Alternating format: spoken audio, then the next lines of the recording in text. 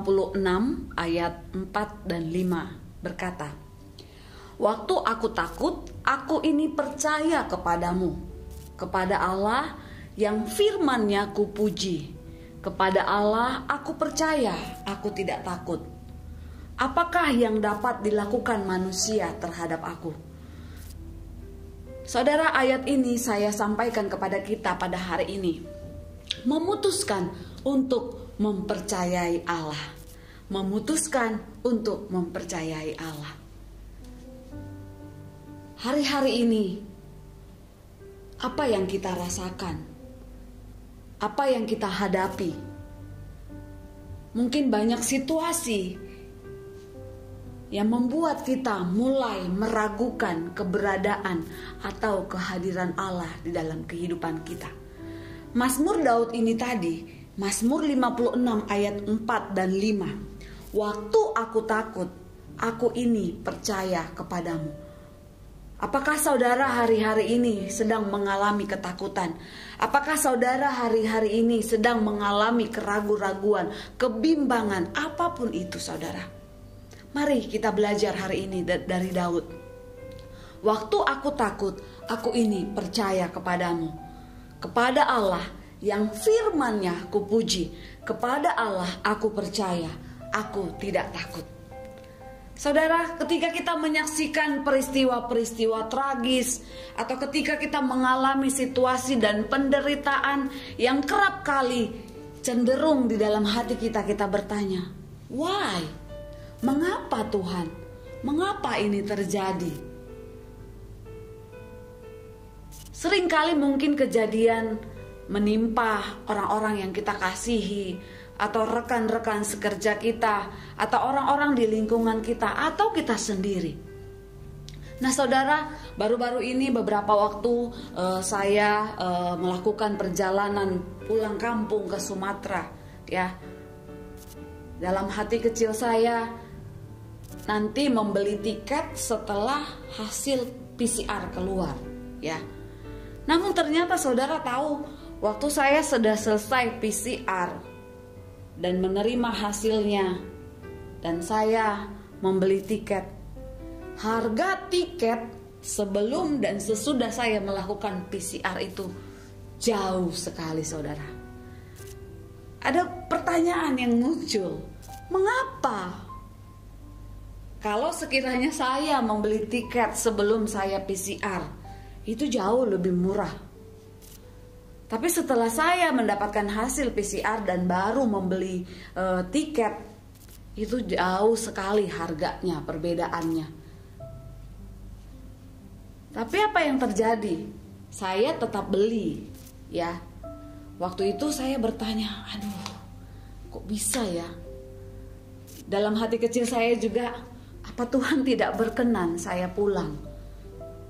Biaya yang saya perhitungkan di depan dan yang di depan saya itu jauh beda, saudara. Alasan pertanyaan kita adalah karena kita tidak dapat melihat. Kita tidak dapat lagi melihat kebaikan, apapun bagi peristiwa yang terjadi saat itu. Coba saya beli di awal, pasti lebih murah. Ada pertanyaan-pertanyaan yang sering kali mengapa? Mengapa saya tidak lakukan? Mengapa saya tidak beli saja? Tetapi pada kenyataannya saudara, kejadian di luar yang kita harapkan, atau apapun itu yang menimpa kita atau orang-orang di sekitar kita, pertanyaan mengapa itu manusiawi. Tapi bagaimana kita menyikapinya? Apakah dengan pertanyaan mengapa lalu kita langsung down, langsung tidak bersemangat? Tidak. Percayalah bahwa segala sesuatu yang terjadi dalam kehidupan kita, Allah tahu. Dia mengetahui. Ya. Selama situasi itu terjadi, firman Tuhan sering muncul di benak saya. Mungkin juga di benak saudara. Karena waktu kita mengimani setiap firman Tuhan, suatu saat firman itu menjadi rema dalam kehidupan kita. Firman ini sering ada dan muncul di dalam hati saya. Mazmur 42 ayat 12. Mengapa engkau tertekan, hai jiwaku? Dan mengapa engkau gelisah di dalam diriku? Berharaplah kepada Allah, sebab aku bersyukur lagi kepadanya, penolongku dan Allahku. Berapa kali kita, saudara, merasa tertekan ketika kejadian-kejadian terjadi di luar dugaan kita, ketika kejadian-kejadian terjadi di luar dari yang kita harapkan. Seringkali firman ini muncul. Mengapa engkau tertekan, hai jiwaku? Mengapa engkau gelisah di dalam diriku? Lalu ada ayat yang menghibur, saudara. Berharaplah kepada Allah.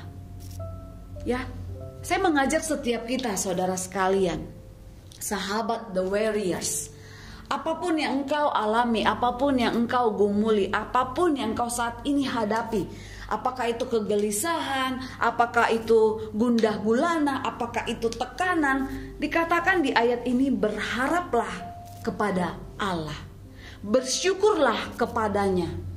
Karena di ayat terakhir, di kalimat terakhir ada janji Tuhan, penolongku dan Allahku.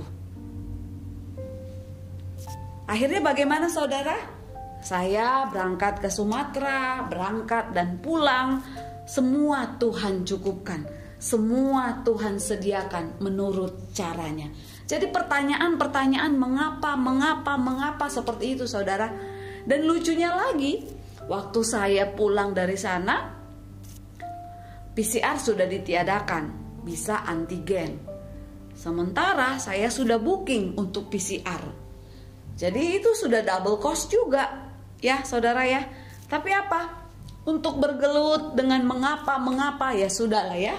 Maksudnya untuk semua situasi yang ada, yang tidak ada kepastian, mari jalani dan percaya bahwa semua yang kita hadapi, semua yang kita lewati, pasti Tuhan turut bekerja.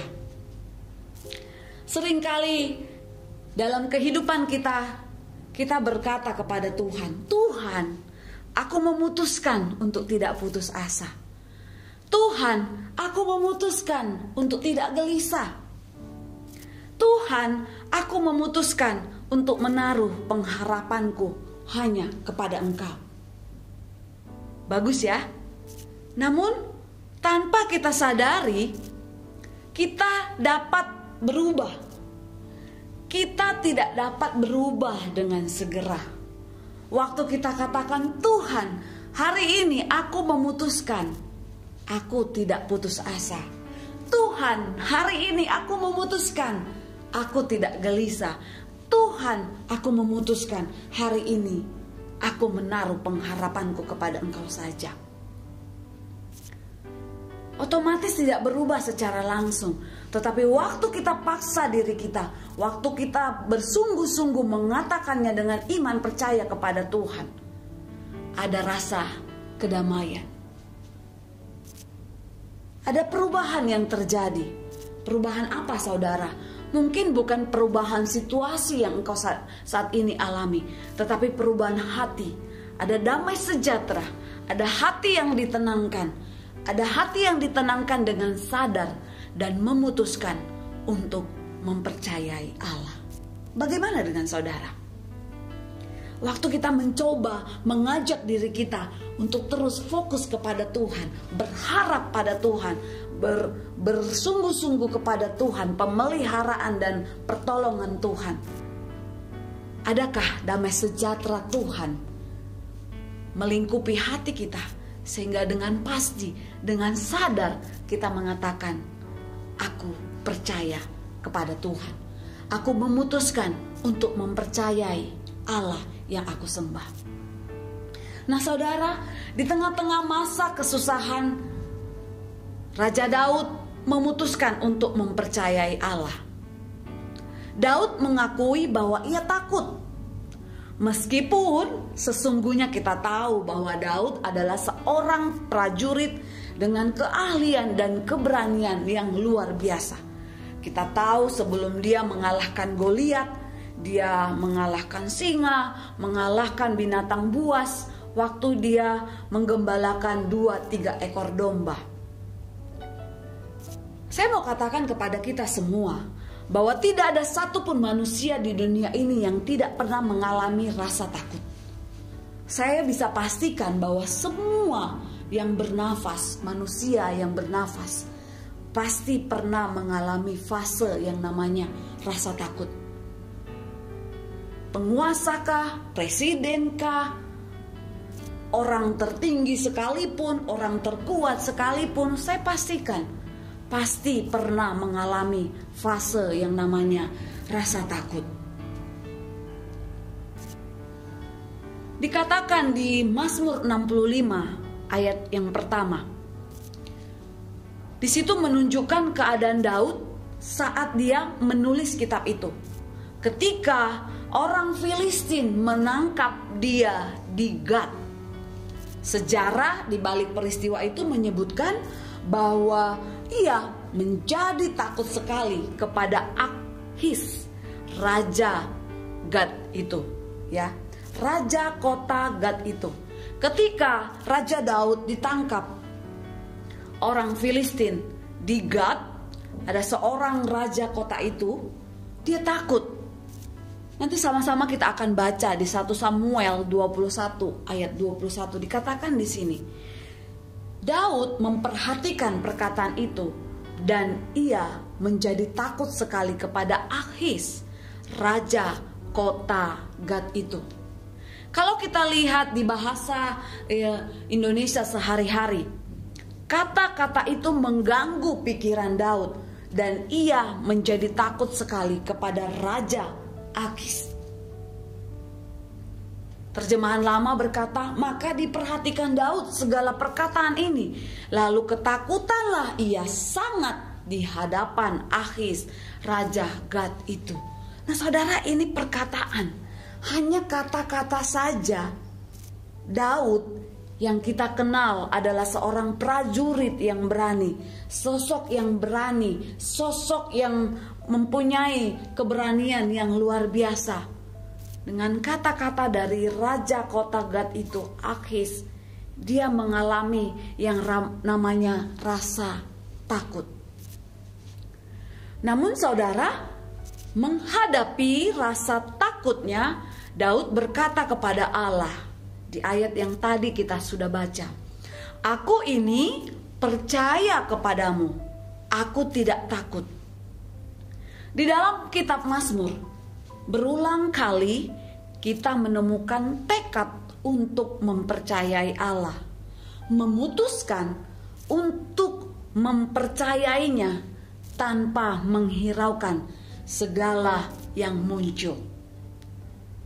Saudara masih ingat Mazmur 23? Ya, ini selalu kita nyanyikan, mungkin dari sekolah minggu pun kita sudah nyanyikan, sudah tahu, bahkan mungkin kita sudah hafal lagu ini. Tuhan adalah gembalaku, takkan kekurangan aku. Ia membaringkanku di padang yang berumput hijau. Lalu si Daud berkata, aku tidak takut bahaya. Artinya saudara, aku percaya kepada Allah dalam menghadapi bahaya. Waktu Raja Daud mengatakan, aku tidak takut bahaya, sama artinya dengan aku percaya kepada Allah dalam menghadapi bahaya, dalam menghadapi situasi yang ada di depan kita. Bagaimana dengan saudara?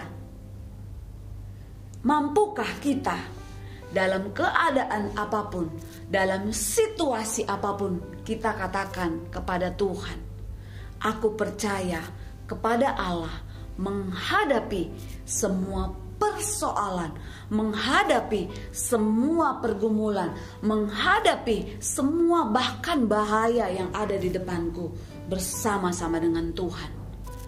Lalu Daud juga menulis dalam Mazmur 91 ayat 1 dan 2.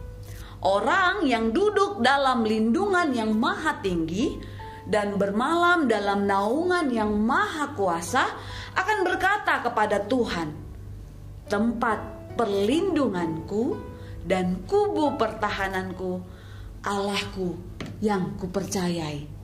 Nah saudara, kalau Raja Daud sendiri sanggup dan mampu melakukannya, saya percaya setiap kita yang adalah biji matanya Tuhan, kita mampu mengatakannya bahwa tempat perlindunganku dan kubu pertahananku, Allahku yang kupercayai. Lalu dia juga menulis dalam Mazmur 16 ayat 8. Dia katakan, aku senantiasa memandang kepada Tuhan, karena Ia berdiri di sebelah kananku. Aku tidak goyah. Aku senantiasa memandang kepada Tuhan, karena Ia berdiri di sebelah kananku. Aku tidak goyah. Saya mengajak setiap kita saudara pagi ini, hari ini, ya, untuk memperkatakan kebenaran firman Tuhan ini, untuk membiasakan iman atau perkataan kita atau pengharapan kita senantiasa memandang hanya kepada Tuhan dan percaya bahwa Ia berdiri di sebelah kanan kita dan kita tidak akan goyah. Nah saudara, memandang kepada Tuhan berarti kita mengakui kehadirannya yang tiada henti, tetapi merupakan sesuatu yang harus kita pilih dan harus kita lakukan. Seringkali kita dengan mudah mengatakan aku memandang kepada Tuhan, tetapi di dalam hati kita ada rasa ragu-ragu, ada rasa takut, ada ketidakpastian. Nah saya mau mengajak setiap kita hari ini memandang kepada Tuhan, berarti kita mengakui kehadirannya, karena Dia adalah omnipresent. Dia hadir di setiap musim kehidupan kita. Dia hadir di setiap apapun yang terjadi dalam kehidupan kita. Dia hadir waktu kita menangis. Dia hadir waktu kita tertawa. Dia hadir waktu kita dalam berduka. Dia hadir waktu kita sakit. Dia hadir dalam kelimpahan kita. Setiap saat Dia hadir tanpa hentinya di dalam kehidupan kita. Nah pertanyaannya, apakah saudara masih merasakan kehadirannya? Apakah saudara masih menikmati kehadirannya bersama-sama dengan engkau setiap hari, setiap waktu dalam kehidupanmu? Allah senantiasa menyertai kita. Dia telah berfirman dalam Ibrani 13 ayat 5. Aku sekali-kali tidak akan membiarkan engkau, dan aku sekali-kali tidak akan meninggalkan engkau. Mari sama-sama saudara, kita responi, kita baca, kita dengarkan, kita perkatakan, aku sekali-kali tidak akan membiarkan engkau, dan aku sekali-kali tidak akan meninggalkan engkau. Ini janji Tuhan. Walaupun pada kenyataannya kita merasa seolah-olah di dalam perjalanan kehidupan kita, di dalam hari-hari kita bekerja, di dalam aktivitas yang kita lakukan, terkadang seolah-olah sepertinya Tuhan membiarkan kita. Waktu kita mungkin mengalami sakit penyakit, waktu kita mengalami duka cita kehilangan orang-orang yang kita kasihi, seolah-olah kita merasa Tuhan membiarkan kita. Seolah-olah kita merasa Tuhan meninggalkan kita. Tetapi Ibrani 13 ini mau mengajarkan setiap kita dan mengingatkan setiap kita bahwa Allah yang kita sembah, Allah yang tidak pernah membiarkan kita, Allah yang tidak pernah meninggalkan kita, bahkan sedetik pun. Saudara, dalam program Sunday Bible Talk, kita ada membahas dosa pertama. Waktu itu kita belajar tentang bagaimana Hawa, Adam, dan juga si ular dikutuk oleh Tuhan, diberikan hukuman atas semua apapun yang mereka sudah lakukan. Nah sepertinya waktu kita membaca sekilas tentang Kejadian 3, Waktu mereka Adam dan Hawa diusir dari Taman Eden, sepertinya Tuhan sudah meninggalkan mereka. Sepertinya Tuhan sudah membiarkan mereka. Tetapi saudara, hari ini saya mau katakan bahwa dalam cerita Adam dan Hawa, sekalipun Tuhan mengusir mereka dari Taman Eden, Tuhan terus memelihara hidup mereka. Tuhan terus menolong perjalanan mereka. Bagaimana kita tahu? Di Kejadian 4 ayat 1b berkata, maka kata perempuan itu, aku telah mendapat seorang anak laki-laki dengan pertolongan Tuhan. Ya, kita tahu anaknya adalah Kain, dan arti nama dari Kain itu sendiri, aku telah mendapat seorang anak laki-laki dengan pertolongan Tuhan. Nah, ini menjadi bukti bahwa di dalam pelanggaran yang umatnya lakukan, pertolongan, pemeliharaan, kehadiran Tuhan ada dalam kehidupan umat ciptaannya. Tidak diragukan kehadirannya di dekat kita. Namun kita harus mengakui kehadirannya. Kita harus senantiasa memandang kepadanya. Kita harus memutuskan untuk mempercayai janji-janjinya tentang perlindungan, kepedulian yang tidak ada hentinya. Atau saudara, sebaliknya. Sebaliknya, kita memutuskan untuk tidak mempercayainya sama sekali. Bagaimana dengan saudara?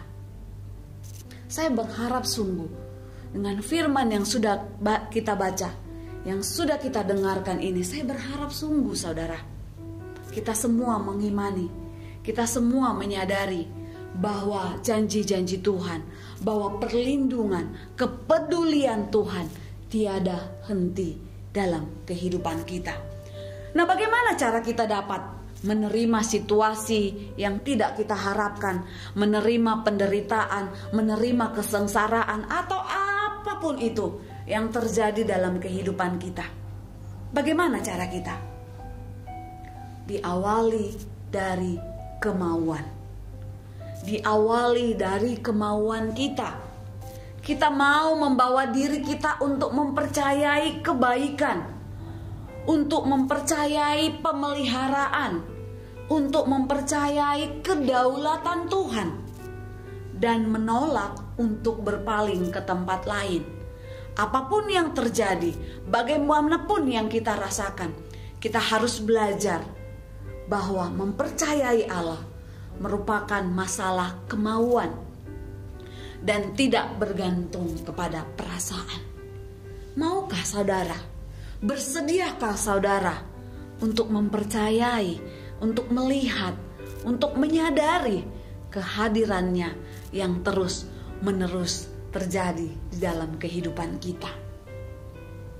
Hari ini kita mau belajar dua hal, ya. Kalau tadi di dalam menghadapi semuanya, menghadapi persoalan, menghadapi kesengsaraan, menghadapi kesesakan, caranya adalah diawali dari kemauan kita, mengizinkan Tuhan untuk berdaulat penuh, untuk bekerja secara bebas di dalam kehidupan kita. Kita akan belajar dua hal. Yang pertama, bersedia untuk percaya. Mari sama-sama katakan dengan saya, bersedia untuk percaya. Saudara, mempercayai Allah di masa-masa kesengsaraan, mempercayai Allah di masa-masa ujian yang sepertinya terlalu berat, mempercayai Allah di masa-masa duka cita, diakui memang adalah hal yang sangat berat untuk kita lakukan. Dan saya tidak bermaksud mengatakan bahwa memutuskan untuk mempercayai Allah itu semudah memutuskan hari ini saya akan pergi ke toko A atau ke toko B atau tidak. Atau bahkan memutuskan saya akan melakukan perbuatan yang penuh pengorbanan atau tidak. Saya tidak katakan semuanya itu langsung berubah. Waktu kita mengatakan saya percaya lalu langsung berubah kejadian atau situasi seperti yang kita harapkan. Tetapi saya mau mengajak setiap kita, bersediakah kita untuk percaya. Mempercayai Allah adalah masalah iman. Dan iman adalah kesetiaan. Kesetiaan adalah buah roh. Saudara, hanya Roh Kudus yang dapat menghidupkan firman-Nya di dalam hati kita dan menimbulkan iman. Tetapi kita yang dapat memutuskan untuk mengharapkan Dia melakukan hal itu, atau kita dapat memutuskan untuk dikuasai oleh perasaan kita, perasaan yang gelisah, perasaan yang benci, perasaan yang sedih, perasaan yang takut. Kita yang dapat memutuskan. Kita butuh Roh Kudus untuk dapat menghidupi firman-Nya di dalam kita untuk menimbulkan iman.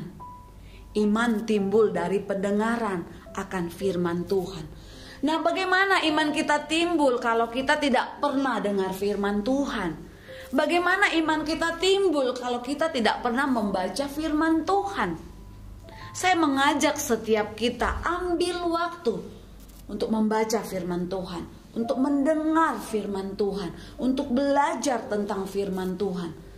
Dan kita minta Roh Kudus untuk menghidupi firman Tuhan itu, menjadikan iman yang kokoh, iman yang kuat di dalam kehidupan kita. Mungkin di antara kita semua mengenal yang namanya John Newton, penulis himne Amazing Grace. Betapa dia dalam tekanan melihat istrinya yang sedang mengalami kanker. Sepertinya dia tidak melihat pertolongan atau kesembuhan terjadi dalam kehidupan istrinya. Dia sudah berdoa, dia sudah menangis, memohon kepada Tuhan. Dan sepertinya itu tidak terjadi, saudara. Tetapi lagu ini ditulis pada momen-momen dia mengalami tekanan, dia mengalami kegelisahan, dia mengalami ketakutan. Saya bacakan beberapa liriknya, saudara. Amazing grace, how sweet the sound, the saved a wretch like me. I once was lost, but now I'm found. Was blind, but now I see. Dia bisa berkata di dalam tekanan yang dia alami. Dia bisa berkata dan menuliskan di dalam situasi yang tidak baik. Di dalam himne yang dia tulis. Ajaib benar anugerah. Pembaru hidupku, ku hilang buta bercelah. Olehnya ku sembuh. Olehnya ku ditemukan. Sempat hilang, saudara. Sempat dia mulai meragukan. Tetapi setelah dia menulis lirik ini, ia memutuskan untuk mempercayai Allah. Ia berpaling kepada Allah dengan sikap bergantung kepadanya. Dan ia dimampukan untuk mengingat kebenaran luar biasa dari kitab suci yang dia baca. Keputusan, doa dan firman Allah merupakan unsur krusial dari dirinya yang membuatnya dapat ditolong untuk mempercayai Allah. Bagaimana dengan kita? Maukah engkau ditolong? Maukah engkau bersedia untuk percaya kepada Allah? Mari ambil waktu untuk membaca firman Tuhan, untuk belajar tentang firman Tuhan. Yang dikatakan di dalam Daud, di dalam Mazmur, Raja Daud mengatakan dalam Mazmur 56 tadi yang sudah kita baca, kepada Allah aku percaya, aku tidak takut, sama dengan yang dikatakannya dalam Mazmur 34 ayat 5. Aku telah mencari Tuhan, lalu Ia menjawab aku dan melepaskan aku dari segala kegentaranku, dan memohon kepada Allah agar melepaskan kita dari rasa takut kita. Saudara, Daud mengakui bahwa sudah menjadi tanggung jawabnya untuk memutuskan percaya kepada Allah. Tetapi ia juga bergantung kepada Tuhan untuk mendapatkan kemampuan melakukannya. Jadi saudara, kita memutuskan untuk percaya kepada Allah. Dan menjadi tanggung jawab, minta bergantung kepada Tuhan. Kita bergantung kepada Tuhan untuk mendapat kemampuan untuk melakukan hal itu di dalam kehidupan kita. Sekali lagi saya mau tekankan bahwa mempercayai Allah tidak berarti kita tidak mengalami penderitaan atau masalah. Mempercayai Allah tidak berarti kita tidak disamperin atau tidak dilalui oleh masalah. Mempercayai Allah berarti kita percaya Allah itu bekerja melalui semua kondisi kita untuk kebaikan kita. Mempercayai Allah artinya kita percaya, kita tahu bahwa Allah berdaulat penuh atas seluruh kehidupan kita, atas semua situasi kondisi untuk kebaikan kita. Amin. Itu yang pertama, saudara. Yang kita pelajari hari ini, yang pertama tadi, bersedia untuk percaya. Lalu yang kedua, Allah itu dapat dipercaya. Yang pertama tadi kita bersedia untuk percaya. Yang kedua, saya mau mengingatkan setiap kita bahwa Allah itu dapat dipercaya. Tentu saja dalam keseluruhan pemikiran tentang mempercayai Allah didasarkan pada fakta bahwa Allah itu mutlak dapat dipercaya. Ya, mari sama-sama kita samakan pandangan kita bahwa Allah itu mutlak dapat dipercaya. Kita juga harus menyimpan sebagian atau seluruh janji-janji Allah yang penting. Contohnya seperti pemeliharaannya yang tidak pernah berhenti. Coba saudara bayangkan, kalau Anda sampai hari ini masih ada, itu bukti pemeliharaan Tuhan. Kalau sampai hari ini Anda masih bisa dengar YouTube The Warriors, itu adalah bukti cinta kasih Tuhan, perlindungan Tuhan, pemeliharaan Tuhan. Tidak pernah berhenti. Tidak pernah berhenti pemeliharaannya atas kita. Dan salah satu janji yang harus terus-menerus kita pegang di dalam hati kita, saudara, yaitu tadi Ibrani 13 ayat 5 tadi. Aku sekali-kali tidak akan membiarkan engkau, dan aku sekali-kali tidak akan meninggalkan engkau. Tidak dibiarkan, tidak ditinggalkan. Berarti apa, saudara? Pemeliharaannya sempurna. Dia konsisten dengan janjinya. Dia konsisten dengan kehadirannya. Kita bisa saja kadangkala kita menyadari kehadiran dan pertolongan Tuhan, tetapi kita tidak pernah kehilangan semuanya itu. Itu hanya perasaan kita. Perasaan kita yang Tuhan sepertinya jauh dari kita. Perasaan kita yang sepertinya tidak ada pertolongan dari Tuhan. Tapi saya mau katakan dengan yakin bahwa Allah ada untuk setiap kita. Dia tidak akan membiarkan kita.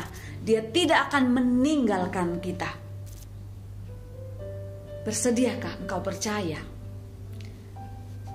Kalau di poin kedua ini kita belajar tentang Allah itu dapat dipercaya, kita mengingat cerita tentang Ayub. Ayub 23 ayat 8 sampai 10 katakan, sesungguhnya kalau aku berjalan ke timur, ia tidak di sana, atau ke barat tidak kudapati dia. Di utara ku cari dia, ia tidak tampak.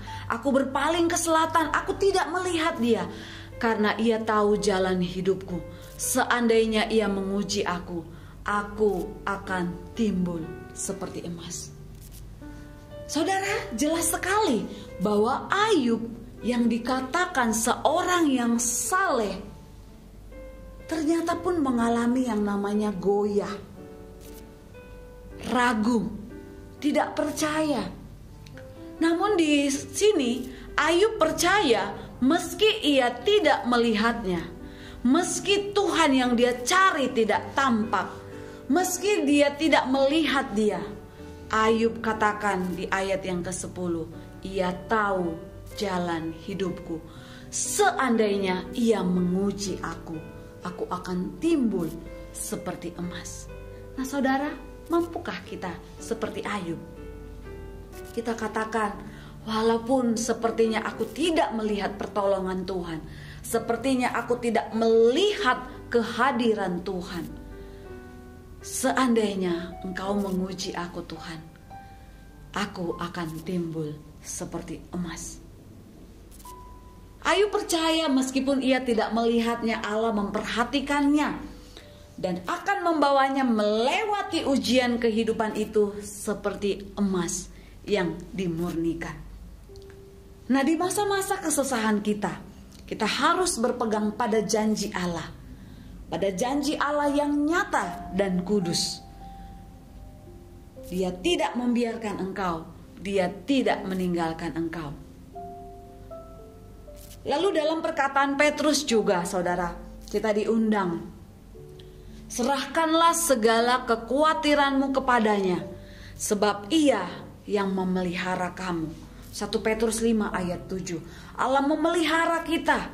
Pemeliharaannya bersifat terus menerus, bukan kadang-kadang. Pemeliharaannya, saudara, bersifat total. Bahkan setiap helai rambut kita pun dihitungnya. Ya saudara, bagaimana Tuhan dapat menghitung rambut kita, dan semuanya Dia tahu. Pemeliharaannya berdaulat. Apapun yang tidak diizinkannya tidak dapat menyentuh Anda. Ini yang harus kita pegang, saudara. Apapun yang tidak diizinkannya tidak dapat menyentuh saudara. Nah, kalau kita lihat ada orang-orang yang mengalami sakit penyakit, ada orang-orang yang mengalami musibah. Mengapa terjadi? Kita bisa katakan dengan pasti bahwa semua ada dalam seijinnya Tuhan, ada dalam kedaulatannya Tuhan untuk kebaikan kita. Saudara, percaya bukanlah keadaan pikiran yang pasif tetapi aktif, ya. Merupakan suatu tindakan jiwa yang penuh semangat, yang melaluinya kita memutuskan untuk menyimpan janji-janji Allah dan berpegang pada semua janji Allah, meski kadang kesengsaraan berusaha menyelimuti kita. Nah, sebagai ayat terakhir, saya akan bacakan Mazmur 50 ayat 15. Berserulah kepadaku pada waktu kesesakan, aku akan meluputkan engkau, dan engkau akan memuliakan aku. Sekali lagi, berserulah kepadaku pada waktu kesesakan, aku akan meluputkan engkau, dan engkau akan memuliakan aku. Mulailah berseru kepada Allah. Mulailah memohon kepada Allah agar Dia meluputkan engkau dari kesesakan. Walaupun seolah-olah ketika engkau sedang berseru, kesulitan semakin mendera. Rasanya pergumulan semakin kuat. Dan mungkin kita mulai bertanya-tanya lagi dalam hati, apakah janji Tuhan itu nyata? Benar gak sih janji Tuhan? Apa benar janji Tuhan itu nyata dan ya dan amin? Akhirnya saya mengajak kita semua katakan, memutuskan hari ini dan berkata kepada Allah, aku menerima engkau menurut firman-Mu. Aku percaya bahwa menurut waktumu dan caramu, engkau akan melepaskan aku. Memang waktu kita mengatakan itu, saudara, kesulitan tidak berhenti. Pergumulan mungkin tidak berhenti. Kesesakan tidak langsung pergi begitu saja. Tetapi saya mau pastikan, waktu kita dapat mengatakan, aku menerima engkau menurut firman-Mu. Aku percaya bahwa menurut waktu dan caramu, engkau akan melepaskan aku. Engkau akan menerima damai sejahtera dari Allah. Menenangkan, menghilangkan rasa takut atau kegelisahanmu. Dan kemudian pada waktunya Allah sudah benar-benar melepaskan engkau dari segala kesesakan. Dia akan melakukannya dengan caranya yang demikian rupa, sehingga engkau mengatakan dan mengetahui bahwa Dialah yang melakukannya. Janji Allah nyata. Janji Tuhan tidak mungkin melenceng, karena Dia tidak dapat berdusta. Namun saudara, untuk menyadari damai sejahtera yang hendak diberikan oleh janji itu kepada kita, kita harus memutuskan untuk mempercayai janji itu terlebih dahulu. Kita harus menyerahkan kegelisahan kita, pergumulan kita, masalah kita, persoalan kita, semuanya kepada Tuhan. Dari dua hal ini kita belajar saudara hari ini. Bersediakah engkau percaya kepada Tuhan? Lalu yang kedua adalah Allah itu dapat dipercaya. Amin. Berdoa dan berharap sungguh pemberitaan firman Tuhan hari ini dapat menguatkan kita, dapat menghiburkan kita, dapat membangkitkan kita dari segala keterpurukan kita. Yakin dan percayalah bahwa Dia tidak sekali-kali membiarkan engkau. Dia tidak sekali-kali meninggalkan engkau. Dia Allah Immanuel, Allah yang menyertai kita. Tuhan Yesus memberkati. Mari kita berdoa. Tuhan, terima kasih untuk hari ini. Kami belajar dari Raja Daud, Tuhan. Sekalipun dia mengalami rasa takut, dia boleh berkata kepada Tuhan, memandang kepada Tuhan, Allah yang dapat dipercaya. Hari ini Tuhan, hamba-Mu berdoa kepada semua pendengar YouTube The Warriors, ya Tuhan Yesus. Engkau memberkati mereka dimanapun mereka berada, ya Tuhan.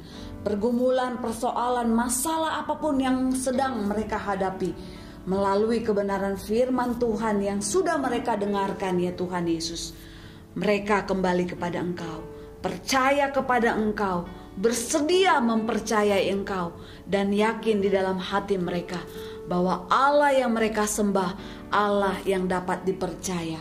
Materaikan ya Tuhan kebenaran firman-Mu di dalam hati semua yang mendengarkan firman Tuhan ini, sehingga menjadi rema, menjadi kekuatan, menjadi penghiburan di dalam melewati, mengiring Engkau ya Tuhan, bahkan melakukan segala aktivitas yang Engkau percayakan bagi setiap kami ya Tuhan Yesus. Berkati mereka yang sakit, sembuhkan, pulihkan ya Tuhan. Berkati mereka yang berbeban berat, berikan kelegaan ya Tuhan. Hiburkan mereka yang berduka cita ya Bapa. Apapun situasi hati mereka ya Tuhan, biarlah Ibrani 13 ayat 5 ini boleh tertanam, boleh menjadi pengharapan yang baru, boleh menjadi janji yang dapat mereka percaya dan mereka pegang, bahwa Allah tidak akan pernah membiarkan mereka, bahwa Allah tidak akan pernah meninggalkan mereka ya Tuhan Yesus. Terima kasih Bapa, terima kasih Tuhan. Hanya di dalam nama Tuhan Yesus kami sudah berdoa, kami memohon. Haleluya. Amin. Tuhan Yesus memberkati. Shalom.